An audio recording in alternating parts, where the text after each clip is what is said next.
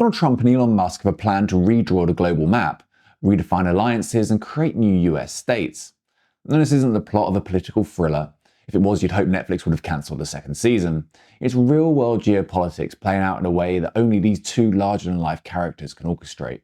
From Greenland's icy frontiers to Panama's critical trade route, this story is as audacious as it is consequential.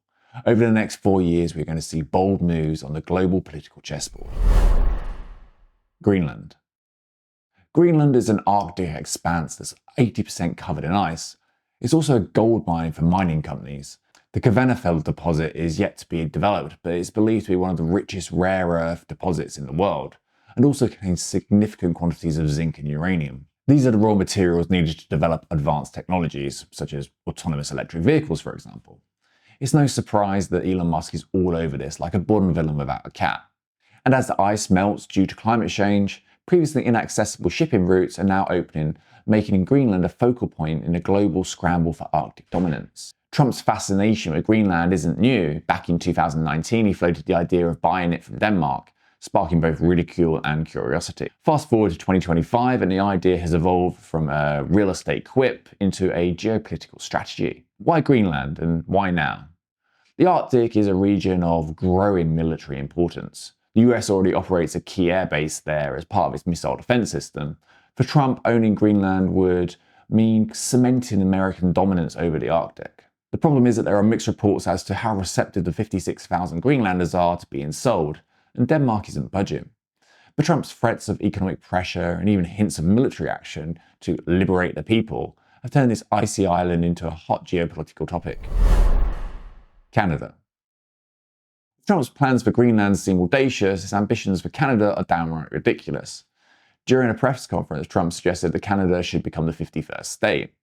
According to him, Canada's free riding on US defense spending and its trade surplus makes it more of a liability than an ally. But how does one annex a neighboring country in the 21st century? Are you also considering military force to annex and acquire? No, economic force.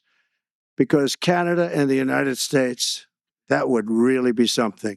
Trump has proposed using economic leverage to pressure the country into submission. Tariffs, trade deals, and even tighter border controls have been floated as tools to achieve this grand vision for a unified North America. I don't know if you've ever met a Canadian, but they don't like it if you confuse them for being American. And of course, they aren't taking this lying down. Prime Minister Justin Trudeau, who recently resigned, has dismissed the idea as laughable, but Trump's rhetoric is already reshaping the narrative, painting Canada as a country that's better off under American rule. And let's not forget the potential benefits for Trump's base. Imagine rallying cries about uniting North America, controlling the Arctic, and saving Canada from socialism. It's a narrative tailor-made for Trump's brand of populism. This probably just seems funny to Canadians currently, but the US media machine is powerful and has the ability to craft narratives. If Trump introduces tariffs and creates an expanding and significant wealth gap between Americans and Canadians, well, society is just 3 meals away from anarchy. For Trump to achieve this ambition, he would need popular support in Canada, and the only way to get that probably isn't great for Canadians. Panama Canal. Next stop, Panama. The Panama Canal has long been a strategic asset linking the Atlantic and Pacific Oceans. It is a bottleneck for world trade. While the US handed over control of the canal to Panama in 1999, Trump's rhetoric suggests he views this as one of America's worst deals ever. Trump's solution is to just simply take it back. The Panama Canal is a disgrace. They laugh at us because they think we're stupid, but we're not stupid anymore. While he hasn't explicitly outlined how, his comments hint at a mix of economic coercion and potential military presence. He even accused China of abusing the canal through its investments in Panamanian ports, framing this as a direct threat to US interests. For Trump, regaining control of the canal would not only be a strategic win, but a symbolic one, a way to reclaim what he sees as lost American power. One minor issue is that any attempt to seize the canal would violate international laws, spark global outrage, and probably a passive-aggressive press release from the UN. Yet in true Trump fashion, the mere suggestion of such a move has already rattled the geopolitical landscape. The real issue isn't Panama, but the Chinese dragon that is spreading its wings and influence across the globe. The United Kingdom. On the other side of the pond, both Trump and Musk have stirred the political pot in ways that are disruptive and divisive. Elon Musk, using his platform X, formerly Twitter, has been unrelenting in his attacks on the Labour government and Prime Minister Keir Starmer. From criticising domestic policies to amplifying far-right narratives, Musk's influence has been anything but subtle.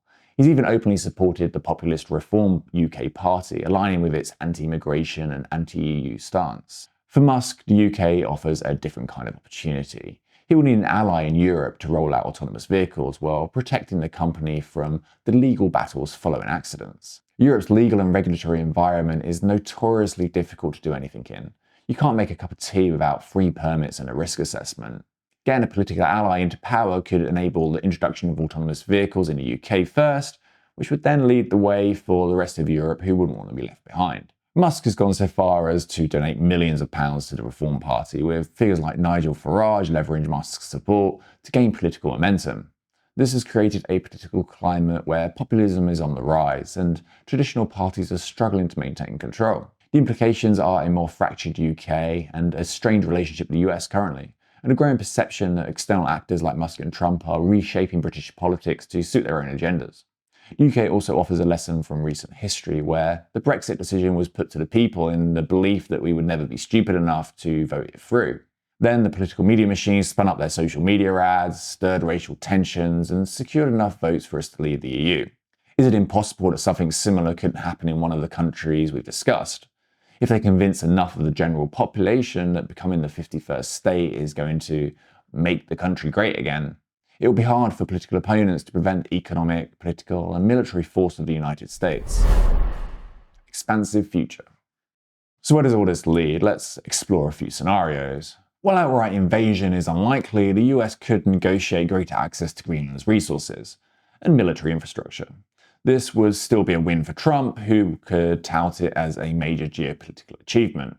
Annexing Canada as the 51st state isn't likely in the near term, but closer economic and military ties are a possibility. This could involve stricter trade agreements, tariffs, and shared defense initiatives.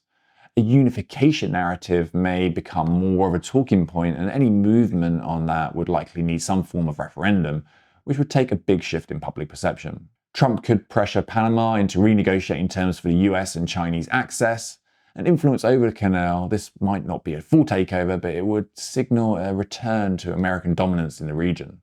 In the UK, we aren't due a general election until 2029, but our Prime Minister's days do seem numbered. This could result in him stepping down or a vote of no confidence, which would plunge the country into political turmoil. The 51st state idea might just be Trump's version of a midlife crisis, though it's less about sports cars and more about taking over the world. The US was never going to sit back and watch as China became the world's leading superpower. Maybe his plans will evolve into an us and them narrative where he pressures nation states to take firm sides. There will be far more focus on what is good for America rather than what is good for the world or what is the right thing to do over the next 4 years. As Musk continues to align with Trump, his ventures could become deeply entwined with these expansionist policies. Musk's fingerprints will be all over America's next chapter, with drives to governmental efficiency and SpaceX reaching for Mars. He's probably the most influential man in the world, and his support for two political parties around the globe, he's great weight. With great power comes great responsibility. The worst case scenario is that this brand of politics could alienate allies and embolden rivals like China and Russia. The long-term cost of Trump and Musk's audacious vision might be a fractured global order. Their divide and conquer playbook is concerningly successful from a historical perspective, but is still being rewritten for the 21st century where information flows more freely. What do you think? Is this the vision that America and the world needs, or a reckless gamble with global stability? Let me know in the comments, and if you found this breakdown insightful, hit the like button to train the algorithm. Subscribe for more explorations of emerging technology and global events.